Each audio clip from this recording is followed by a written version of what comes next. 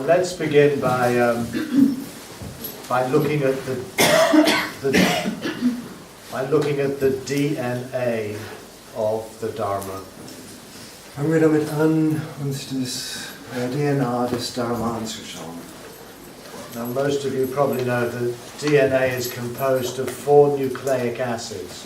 Und wahrscheinlich wissen die meisten von uns, dass DNA aus 4 nukleidischen Nukleinsäuren. Wie werden sie genannt? Nukleinsäuren. Anyway, it doesn't matter. The Dharma is also composed. Yeah, no, it matters for everything. The Dharma is also composed of 4. They're not nucleic acids, but 4 key elements, 4 irreducible elements. Und der Dharma ist ebenfalls nicht gerade aus 4 Nukleinsäuren, sondern aus 4 Elementen zusammengesetzt. And these 4 elementen are, I'll say them in Pali, dukkha, Und diese 4 Elemente sind auf Pali Dukkha, which we looked at yesterday, was wir gestern betrachtet haben, samudaya, Samudaya, which means arising, was entstehen bedeutet, nirodha, which means ceasing, Nirodha, was erlöschen oder aufhören bedeutet, and magga, which means path. und Magga, was Pfad bedeutet. And I remember from when I was studying Tibetan Buddhism and we were reading all of these Indian Buddhist texts, Und ich erinnere mich daran, als ich tibetischen Buddhismus studierte und wir all die indischen buddhistischen Texte lasen, that the shorthand for the 4 Noble Truths was dukkha, samudaya, nirodha, magga. Suffering, arising, ceasing, path. And it's like a little stock phrase that appears everywhere. ich erinnere mich also daran, dass damals die Kurzschrift oder das Kürzel gewissermaßen für den Dharma darin bestand, zu sagen Dukkha, Samudaya, Nirodha, Magga, also Leiden, Leiden, Entstehen, Aufhören und Pfad. That you find these, you find this is like a little stock passage or a little shorthand phrase for the 4 Noble Truths. Und es war gewissermaßen eine Art Kürzel für die 4 edlen Wahrheiten benutzt. But I think these 4 actually predate the 4 Noble Truths. They predate what we're calling here the 4 tasks. They're the DNA that could branch off either into truths or into tasks. Aber ich glaube, dass diese 4 eigentlich den 4 edlen Wahrheiten gewissermaßen historisch vorausgehen, dass sie sozusagen das DNA bilden, aus dem man in die 4 edlen Wahrheiten oder die 4 großen Aufgaben auszweigen kann. But we'll notice as we compare how they become the 4 Noble Truths as opposed to how they become the 4 great tasks, they begin to be interpreted in different ways. Und wir können bemerken, dass wenn wir vergleichen, wie sie in den 4 edlen Wahrheiten und in die 4 Aufgaben sich ausdifferenzieren, dass sie auf unterschiedliche Weise gedeutet werden. So dukkha, that remains pretty much the same for both, but when we get to samudaya, the arising, in the 4 Noble Truths, samudaya becomes the origin of suffering. Also Dukkha ist mehr oder weniger in beiden Interpretationen das gleiche, aber wenn wir zu Samudaya kommen, dann wird es in der Interpretation der 4 edlen Wahrheiten zur Entstehung des Leidens. So samudaya, which means arising, suddenly starts to mean origin or cause or source, Ursache or Ursprung. Also Samudaya, das eigentlich Entstehen bedeutet, bedeutet nun plötzlich so etwas wie Ursprung oder Ursache. So we get a causal interpretation of the word arising. Wir erhalten damit eine kausale Deutung des Wortes entstehen. But this is actually very suspect, Aber das ist ziemlich suspekt eigentlich. because the word samudaya never means cause or origin in any other context than that of the Four Noble Truths. Denn in keinem anderen Kontext als dem der vier edlen Wahrheiten bedeutet Samudaya so etwas wie Ursprung oder Ursache. In fact, they have perfectly good words for cause or origin in Pali, Sanskrit, Tibetan, which is hetu or pachaya. And that's the word that's usually used to mean origin or cause. In der Tat gibt es in Pali sehr gute Worte, die man für Ursprung oder Ursache benutzen kann, wie etwa Hetu oder Pachaya. Das sind Worte, die gewöhnlich auch als Ursache übersetzt werden können. And what is even stranger is that samudaya, in some contexts, elsewhere in the suttas, means the very opposite of cause. It means effect. Und was noch seltsamer ist, ist, dass Samudaya in manchen Zusammenhängen des Pali-Kanons das vollständige Gegenteil von Ursache bedeutet, nämlich Wirkung. I find this all very odd Ich finde das as a linguist. also, Linguist. als ein Linguist finde ich das alles ziemlich merkwürdig. It looks as though someone's been tampering with this. Es sieht so aus, als ob irgendjemand damit herumgefummelt hat. So in the Four Noble Truths, craving is understood as the Ursprung for dukkha, and that is the big Buddhist dogma. Also im Zusammenhang der vier edlen Wahrheiten wird Begehren, Verlangen als Ursprung, als Ursache von Dukkha verstanden, und das ist gewissermaßen die große Sache des Dharma. Die große Dogma des Das große Dogma. Whereas my sense is that actually samudaya doesn't refer to the origin of suffering. Samudaya refers to the arising of craving. Mein Verständnis hingegen würde sagen, dass Samudaya nicht wirklich sich auf den Ursprung von Leiden bezieht, sondern auf den Ursprung von Verlangen. Not exactly, no. The arising. The arising refers to the arising of craving. Ja, also nicht auf das Entstehen, sondern auf das Entstehen von Durst, das Entstehen von Verlangen. And nirodha in the Four Noble Truths means the cessation of suffering. Und Nirodha bedeutet in den vier edlen Wahrheiten das Aufhören des Leidens. But if you actually look in the text of the first discourse, Aber wenn du den Text der ersten Lehre da anschaust, when the Buddha says, what is the cessation of dukkha, wenn der Buddha dort etwa sagt, was ist das Aufhören von Dukkha, he says it's the aufhören of craving. dann sagt er, es ist das Aufhören des Verlangens.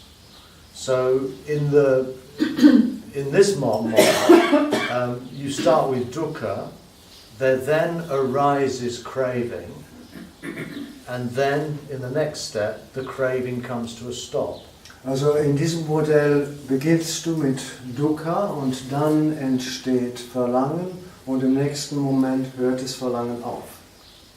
And in the fourth moment, as it were, there then emerges the possibility of a path. Und im vierten Moment gewissermaßen entsteht dann die Möglichkeit eines Pfades. And so when we think of these four Aufgabe, the practice is to comprehend dukkha. Wenn wir nun aber an die vier Aufgaben denken, dann besteht die Übung darin, Dukkha umfassend zu verstehen. And the next phase is to let go of what arises. Und der nächste Abschnitt besteht darin, loszulassen, was entsteht. And was entsteht, what arises, is reactivity or craving. Und was entsteht ist Reaktivität oder Verlangen. And what then ceases, which you then are asked to behold is the ceasing of Verlangen or Begehren. Und was dann aufhört und was wir mit eigenen Augen sehen sollen, ist das Aufhören von Verlangen oder Begehren.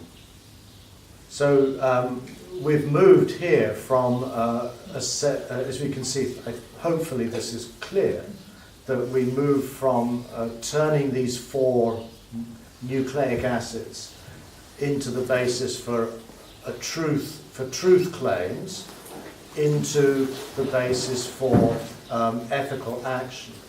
Und was wir hier sehen können, was wir hier sehr klar sehen können, ist, dass wir die 4 Nuklidsäuren von Grundlagen für Wahrheitsansprüche in Grundlagen für 4 Aufgaben umwandeln. Ethische Aufgaben. Die ethische Aufgaben. So let's look at the second one. Betrachten wir also die zweite. So the second task is to let go of what arises. Die zweite Aufgabe besteht darin, loszulassen, was entsteht. So again, the Buddha's not concerned with an abstract theory. He's concerned with a framework for practice, for action. Wieder geht es dem Buddha nicht um eine Theorie, sondern um einen Rahmen für Handeln. Or for praxis. Oder Praxis. So this points to how he understands the human condition as one that is constantly primed to react. Und das weist darauf hin, wie er die menschliche Lage oder Situation, die Condition Humana versteht, als etwas, das gewissermaßen daraufhin angelegt ist, zu reagieren. So we find ourselves, let's say we're sitting in meditation, we're aware of the body, the mind is relatively quiet, and then suddenly we have a pain in our knee, let's say, and immediately we react and saying, I don't want that, I don't like that, this is uncomfortable, get me out of here, whatever it might be. Wir bemerken also, dass wir beispielsweise in Meditation sitzen, relativ still, der Geist ist ruhig, wir fühlen uns ganz wohl, plötzlich bemerken wir einen Schmerz, vielleicht im Knie, und unmittelbar die Reaktion darauf, das mag ich nicht, das will ich nicht, wie komme ich hier raus weg? But again, we could extend that to virtually every situation in life. Und das können wir natürlich auf mehr oder weniger jede Situation im Leben ausdehnen. So we are the kind of creatures that when we come into contact with our environments or with our world, also wir sind die Arten von Lebewesen, die, wenn sie in Verbindung mit ihrer Umgebung kommen, that contact triggers 3 things. Wir finden, dass diese Berührung, dieser Kontakt 3 Dinge anstößt. We feel about it in a certain way. Wir fühlen das in einer gewissen Weise. It either feels pleasant or it feels unpleasant or not really one or the other. Es fühlt sich eher entweder angenehm oder unangenehm oder auch nicht so ganz eins oder das andere an. The second thing that happens is that it makes sense. It's intelligible. Das Zweite, was geschieht, es macht Sinn, es ist irgendwie verständlich. And the third thing is that it primes us to respond or to react in a certain way. Und das Dritte ist, dass es uns veranlasst oder uns daraufhin anlegt, auf eine bestimmte Weise zu reagieren. Now, for some of you, you may notice that what I've just described there are the first 4 of the 5 aggregates. Und was ihr vielleicht bemerkt habt, ist das, was ich gerade beschrieben habe, die ersten 3 der 5 Angikas? Die ersten 4. Because dukkha, the environment is in a sense rupa. It's the physical world that triggers a feeling, it triggers a perception, and it triggers an inclination or an impulse. Also Rupa wird hier, also die erste Rupa wird hier gewissermaßen als die körperliche Welt oder die physische Welt verstanden, die ein Gefühl anstößt, was wiederum ein, what did you say? The feeling, and then the perception. Und dann die Wahrnehmung und dann eine Reaktion oder an impulse or a Impuls response. daraufhin, eine Antwort daraufhin anstößt. So again, the 5 aggregates are not a sort of proto-scientific description of reality. Also diese 5 Aggregate oder Haufen sind aber nicht eine Art von Beschreibung der Realität, But they're a framework for practice. sondern eher ein Rahmen für die Praktik. And the 5th aggregate, consciousness, arises out of all of the other 4. Und das 5. Bewusstsein entsteht aus all den anderen 4. That is at least the account we find in the suttas, in the discourses, in the Pali Canon, in the Samyutta Canon. Das ist wenigstens der Bericht, wie wir ihn in den Suttas, in den Lehrreden des Samyutta Nikaya insbesondere finden. So the Buddha, in a sense, offers us an account of human experience. Also in gewissem Sinne bietet uns der Buddha einen Bericht oder eine Darlegung des menschlichen Erlebens an. Specifically in order to help us accomplish a set of practices. Und dies ganz spezifisch, um uns mit einem Satz von Praktiken gewissermaßen auszustatten, die wir üben können. So what happens is that we encounter a world, be it the outside world, be it our body, be it also our inner world. These are all world in Buddhism, loka. Also was geschieht, ist, dass wir gewissermaßen der äußeren Welt, aber auch der inneren Welt loka, also beides loka umfasst, begegnen. And that then causes something to arise in us, samudaya, to rise up. Und das verursacht dann gewissermaßen, dass etwas in uns entsteht. If something pleasant if we feel about what's happening to be pleasant, that tends to give rise, not always, but it tends to give rise to desire, to wanting that thing, to wanting that feeling to continue. Wenn wir irgendetwas als angenehm empfinden, dann gibt das häufig Anlass dazu, dass wir das wünschen. Nicht unbedingt, aber häufig. Likewise, if it's painful, if it's unpleasant, then we react with aversion or fear or hatred. Wenn wir es als unangenehm empfinden, dann reagieren wir entsprechend mit Furcht oder Abneigung oder Hass. And these reactions, as it were, flare up without our choosing them to do so. Und diese Reaktionen flammen gewissermaßen auf, ohne dass wir die Absicht haben, dass sie das tun. This is an important point because the Buddha recognizes that this is an entirely naturalistic process. Das ist sehr wichtig, denn der Buddha hat erkannt, dass das ein vollkommen natürlicher Prozess ist. So what rises up within us in response or in reaction to our experience is not morally good or morally bad, it's just what rises up, it's what happens. Also das, was in uns gewissermaßen aufsteigt und entsteht als Antwort auf Erleben, ist nichts, was irgendwie moralisch gut oder schlecht ist, sondern es ist einfach das, was passiert. Morality or ethics only comes into play when we choose or decide to act upon that desire or that fear, and then we say or do something that then has consequences for ourselves and others in the world.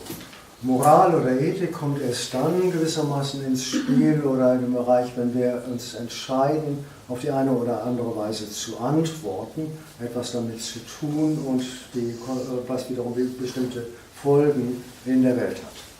So the occurrence of desire or lust or fear or anger, there's nothing wrong with that. Also das Geschehen gewissermaßen von Furcht oder Lust oder Zorn oder Verlangen, damit ist nichts letztlich falsch. That's simply what happens. The Buddha compares it to fire. He says these are like fires. In other words, you strike a match on a box, a flame happens. Das ist einfach das, was geschieht. Der Buddha vergleicht es mit Feuer. Also wenn man sich vorstellt, dass man ein Streichholz an einer Reibfläche anzündet, dann schlägt es Feuer. Religions, though, and Buddhism is just as much a religion as any other, tends to suggest that there's something morally wrong in feeling desire or attachment or hate or fear. That we should feel guilty about that. That shouldn't be happening. Religion hingegen, und Buddhismus ist genauso eine Religion wie viele andere auch, legt gewissermaßen nahe, dass es irgendetwas moralisch Falsches dahin gibt, wenn man Furcht, Angst, Zorn und so weiter erlebt. And of course I think the Christian tradition again has reinforced this quite strongly, that has given rise to this culture of guilt. Und die christliche Tradition hat dies natürlich ganz besonders bestärkt und damit die Kultur von Schuld veranlasst oder hervorgerufen. But for me, one of the great liberating things about the Dharma is that it recognizes that these are naturalistic processes that, for which there's no grounds for feeling guilty. Und einer der großen befreienden Aspekte für mich in Bezug auf den Dharma ist die Tatsache, dass es das natürliche Geschehen in diesem Entstehen von den diversen Emotionen anerkennt. And in fact, the instruction, as it were, the practice, is actually to embrace and to accept and say, yes, this is what's happening. Und die Unterweisung, die Anleitung geht in der Tat darauf hin, anzunehmen, zu umarmen, das, was da geschieht. Ja, so ist es, wie es geschieht. So the second Aufgabe, the second task, is first of all to accept and to say, yes, this is what is going on. Also die zweite Aufgabe besteht zunächst einmal darin, Ja zu sagen, das ist das, was gerade geschieht. And it's to allow ourselves to find a non-reactive mindfulness or awareness in which we just witness the natural arising of reactivity. Und uns zu erlauben, in uns selber eine Achtsamkeit zu finden, die uns erlaubt, das, was da geschieht, aufzunehmen. If we jump ahead into the Mahayana tradition, we find Shantideva. I mentioned this on Friday night, chapter 5 of Shantideva's Acharya Avatar. Wenn wir ein Stück vorausgehen, historisch gesehen, in die Mahayana-Überlieferung, dann finden wir Shantideva, den ich am Freitagabend erwähnte, und im 5. Kapitel des Bodhicharya Avatara. And there he says whenever greed arises or fear arises, and he lists many kind of negative, destructive emotions, he says, remain like a piece of wood. Und sagt, wenn immer Furcht oder Gier oder was auch immer, und listet eine ganze Reihe von solchen Emotionen auf, wenn immer das entsteht, verweile wie ein Stück Holz. In other words, just be, as it were, indifferent to what is going on, but fully aware of what is happening. Also in anderen Worten, sei gleichmütig oder gleichgültig in Bezug auf das, was da geschieht, lass es einfach geschehen. And this is what it means to let go. Und das ist es, was damit gemeint ist mit Loslassen. Now again, loslassen, letting go is often used in Buddhist teaching today. Und Loslassen wird heute in vielen buddhistischen Lehren benutzt, verwendet. And most of us probably think it's a good idea. Und die meisten von uns halten es wahrscheinlich für eine gute Idee. But the question still arises, but how do you do it? Aber noch immer kommt die Frage auf, wie machst du das denn eigentlich? You're on a retreat and your mind is full of, let's say, anxiety and worry and all of these neurotic thoughts that you can't stop. And you go to the teacher and you say, what do I do with all this stuff going on in my head? Du gehst also etwa auf Retreat und der Geist ist also voll von all diesen Aktivitäten, Furcht, Angst und so weiter. Und du gehst zu dem Lehrer und fragst ihn, was soll ich da tun? And the teacher looks at you with infinite compassion and says, just let go. Und der Lehrer blickt dich mit unendlichem Mitgefühl an und sagt, lass los. And of course, begging the question, but how do I do that? How do you let go of this stuff? Und natürlich, wenn du die Frage zu stellen magst, wie mache ich das denn? Wie lasse ich das denn los? In some ways, even the word letting go implies too much a sense of agency. Selbst der Gedanke loslassen impliziert gewissermaßen zu sehr eine Haltung des Tuns. But we must remember also that most translations of the word pahana, or bangla in Tibetan, pahana, translate it as abandon. That's the usual translation. You must abandon greed, you must abandon hatred. Und wir sollten uns daran erinnern, dass in den meisten Übersetzungen das Wort Pahana, Pahana, ja, Pahajiti.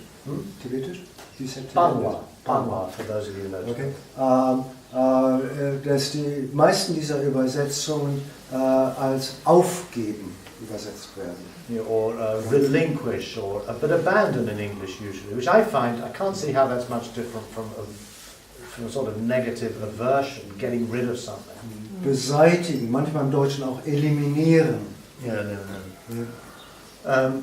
But actually, and so I think it's much more helpful to think of letting go, but even there are problems, because we still think it's something we've got to do. We've got to let go of it, in other words, get rid of it. Ich denke, es ist sehr hilfreich, viel hilfreicher im Sinne von Loslassen zu denken, aber noch immer impliziert das so etwas wie tun, zu viel tun. So we might need, your microphone thing is switched off. We might therefore push this even further and arrive at this wonderful German idea of Gelassenheit. Also letting it be. Ja. Also Gelassensein. Okay, you got it. All right. Oh yes, of course that was in German. So the paradox is that what you do is do nothing. Also das Paradox besteht darin, dass das, was du tust, nicht tun ist. And again, that might sound paradoxical and weird and a bit zen. It's actually also very difficult to not do anything. Ja, das mag sich also irgendwie paradox und ein bisschen merkwürdig und zennisch anhören. Aber